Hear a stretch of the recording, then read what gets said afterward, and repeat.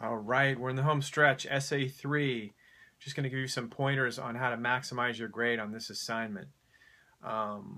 So as far as topic and approach goes, make sure you read that section. And remember that this is actually combining both elements of the analytical essay, and to some degree, you're not really comparing and contrasting, but you're defining, you're analyzing, and you're putting forward an argument, right? So keep in mind that you are going to use at least 2 logical fallacies. We had readings on that. Chapter 9 in the 4th edition of From Critical Thinking to Argument. So work those fallacies into the narrative structure of your essay. You're going to use at least 8 sources. So that's quite a few sources. So don't forget to use all those sources. That's 8 different sources, not just 8 citations of sources, right? So make sure that you cite those intertextually, and then also in your works cited at the end. Do center works cited as the title of your works cited section. It's not a bibliography or sources or something like that. It's called, in the MLA vernacular, works cited. Now, as far as the open-ended nature of this assignment, it's not like your other 2 essays that were price fix essays, right? Meaning that you had a set menu, so to speak, for those essays. This time around, it's a lot more open-ended. You're a lot more experienced as a writer. So I think that you can handle that. You can handle the open-ended nature of Essay 3.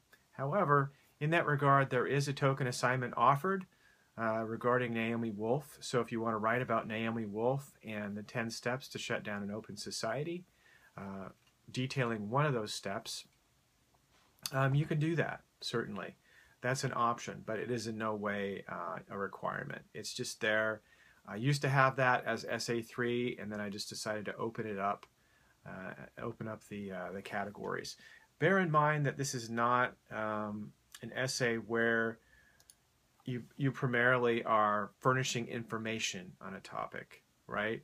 This is 122. You need to focus on a rhetorical thesis that puts forward an argument, right? And that, so you need to develop that claim and show a clear, relationship between that claim and then the support for that claim, most of which will be in the body of your essay, right? And then the overall warrant for that, which links the 2. Don't forget about your warrant, right? And if you need a reminder on that, you can look up warrant in the index of your textbook for writing. Not Perkins' textbook, but rather From Critical Thinking to Argument, right? You can zero right in on that. Just look it up in the index. Warrant. It's in the Tolman model section. Let's see, anything else I need to cover? Please don't use, abortion as a topic. Gun control has just been around for so long. Maybe if you have a really fresh take on that. Euthanasia, right for people to end their own lives, that's just really been pounded into the ground in the past 15 years since I've been teaching. So I would ask that you avoid that. And I'm not overly eager to read essays about diseases. I don't like to fill my head with a lot of diseases. I'm not really a hypochondriac, but I do believe there's a relationship between your outlook, your thought, fear, and getting sick. So I don't like to fill my head with a lot of information about diseases. Bear in mind, if you write an essay on a disease or on an illness or something like that, that's one essay that you've written, but I have to grade and read. I usually read essays 2 times, the whole class. So if, say like a third of the class writes on diseases,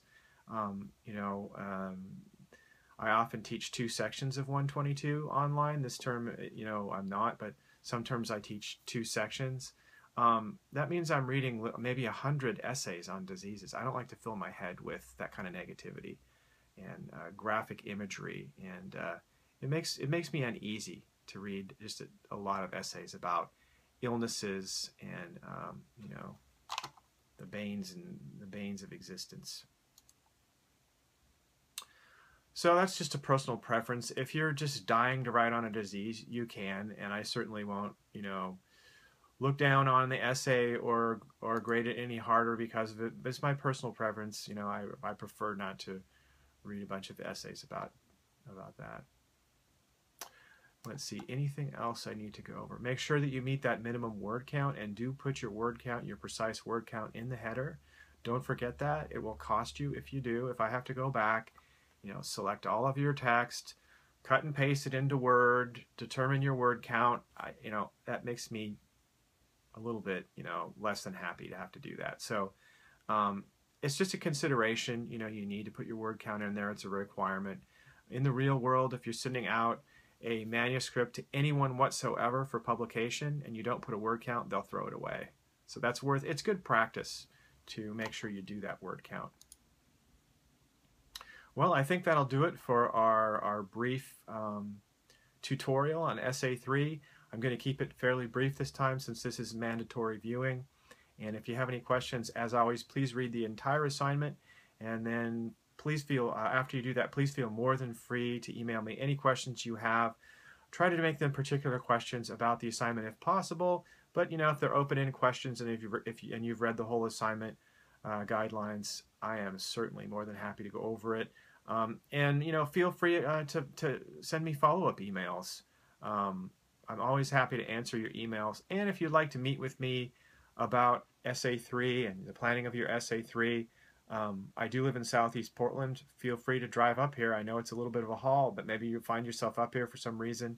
I'm more than happy to meet with you in person and set up a teleconference, or set up an in-person conference, and then there's always the potential for that teleconference if you want it, which is a great way to get some student-teacher interaction and that connectivity there.